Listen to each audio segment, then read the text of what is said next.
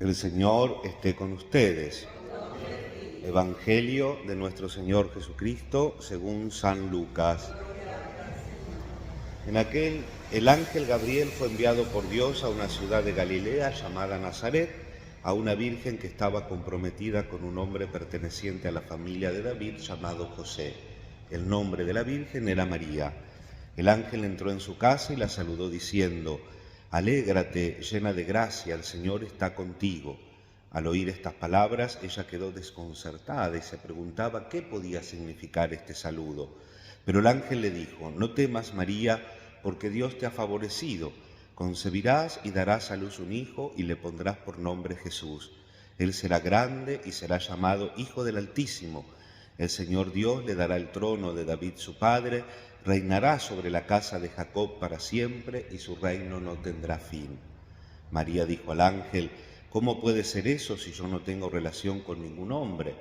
El ángel le respondió: «El Espíritu Santo descenderá sobre ti y el poder del Altísimo te cubrirá con su sombra.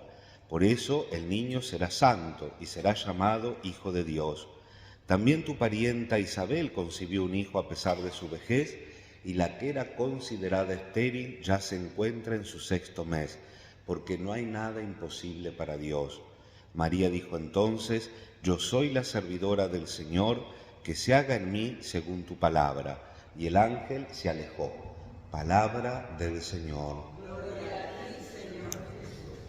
Queridos hermanos, en este día 24 de diciembre estamos celebrando el último día de Adviento, que coincide con el 4º domingo. Esta semana de Adviento queda truncada porque la Navidad es una fiesta fija, entonces el Adviento se fija en torno al 25 de diciembre. A veces es un poquito más largo, a veces un poquito más corto. Lo mismo el tiempo de Navidad, que termina con el Reyes Magos, el 6 de enero, y también a veces si Reyes Magos cae en domingo, ya el lunes terminó el tiempo de Navidad. Si cae entre semana, tenemos unos días más después del 6 de enero para seguir meditando en este misterio que envuelve la existencia cristiana, porque el misterio que celebramos es la humanidad de Dios. Dios se hace hombre. Ese niño que nace en Belén es verdadero Dios y verdadero hombre. Por eso, en este ciclo B, la liturgia otra vez nos saca del evangelista que va a acompañar todos los domingos, que es el evangelista Marcos. La vez pasada tuvimos a Juan, hoy tenemos a Lucas, en esta parte que se llaman los evangelios de la infancia de Jesús, y nos volvemos a centrar en el sí de María. María le dice que sí al proyecto de Dios. Un sí que, como vemos, es exigente. Nos recuerda la Mariología del Concilio Vaticano II, en el capítulo dedicado a ella, el Lumen Gentium, que la fe de María fue creciendo. El cardenal Cantalamessa, el predicador de la Casa Pontificia, el jueves tuvo la segunda y última meditación delante del Papa y de la Curia Romana, y recordaba que la fe de María no fue una fe de una vez, una sola vez hizo el acto de fe y ya está, listo. Y él ponía el ejemplo de el cantante o la cantante lírica que llega a la nota más alta y la mantiene así toda la obra. No fue así la fe de María. Dice el cardenal, recordando al Lumen Gentium, que la nota más alta de María, obviamente como para toda madre, estuvo frente a la cruz de su hijo.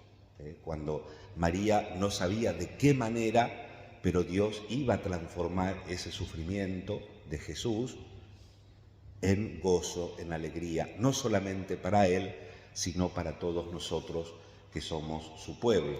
Y por eso la espada de Simeón, una espada te traspasará el alma, siempre la tradición ha entendido que es el momento cuando la cruz presencia la muerte de Jesús. Por eso la Virgen María es madre de la fe, como Abraham en el Antiguo Testamento es padre de la fe.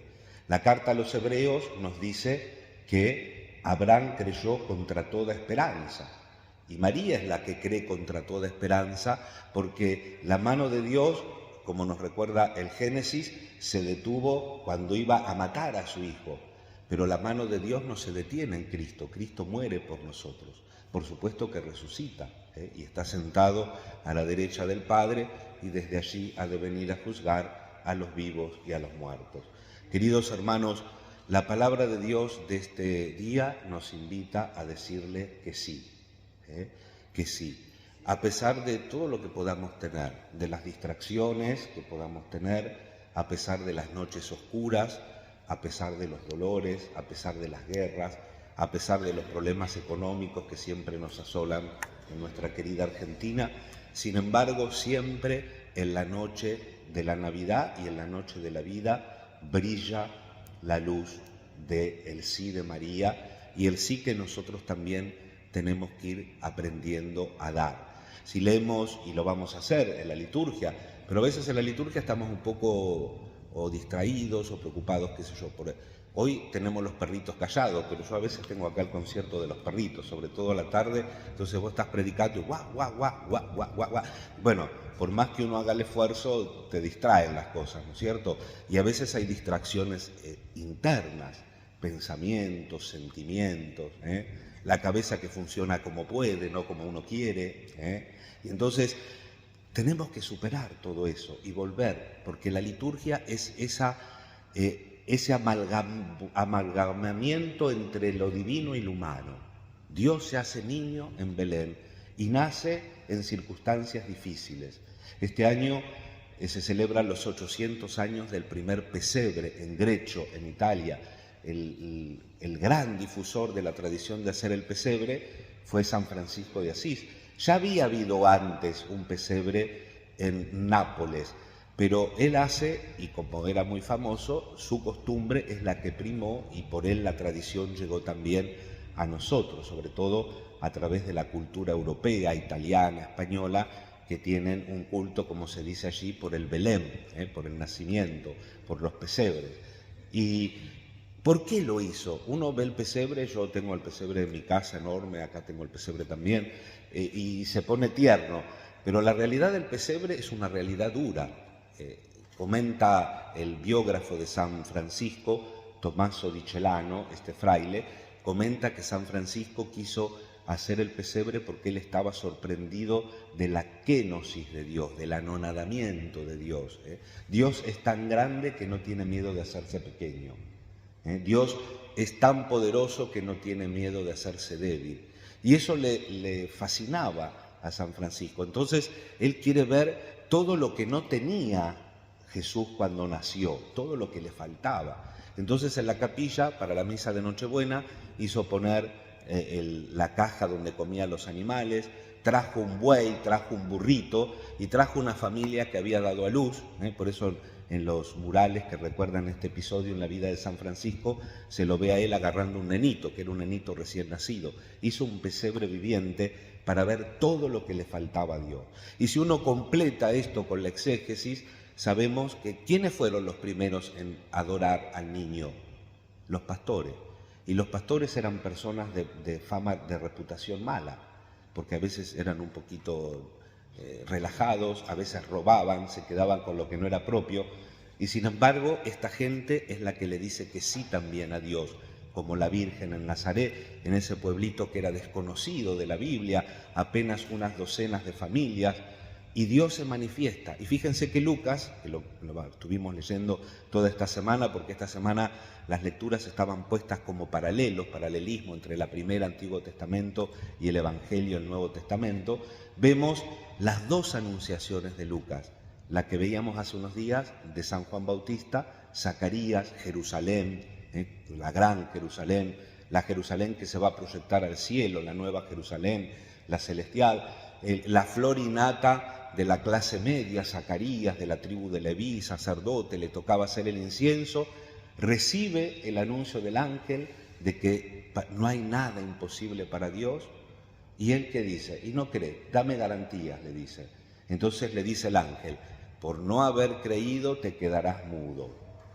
Y cuando él reconoce y acepta, cuando nace Juan Bautista y la mamá no podía hacerle entender a los parientes que se llamaba Juan, no, dice, no hay nadie en tu familia que se llame Juan. Le dan una pizarra y anota Zacarías, tonomautos Ioannes, el nombre para él es Juan. y ahí se le desata la lengua porque cree. Y paralelamente la Virgen, en Nazaret, Nazaret de las naciones, vuelvo a decir, un pueblito en la Biblia desconocido, de poquitos habitantes, un pueblo peligroso porque eran como los argentinos, vieron, medio revoltosos. Galilea de las naciones quiere decir de los gentiles, estaba en el límite y estaba mezclada, era impura la religión, por decirlo así. Y sin embargo la Virgen dice, sí, hágase en mí según tu palabra. Eso nos aprestamos a celebrar, hermanos, a partir de esta noche en la liturgia, en el hoy de la liturgia, el sí de María. Jesús, San Francisco, quería ver palpablemente de todo lo que se privó cuando nació en un establo.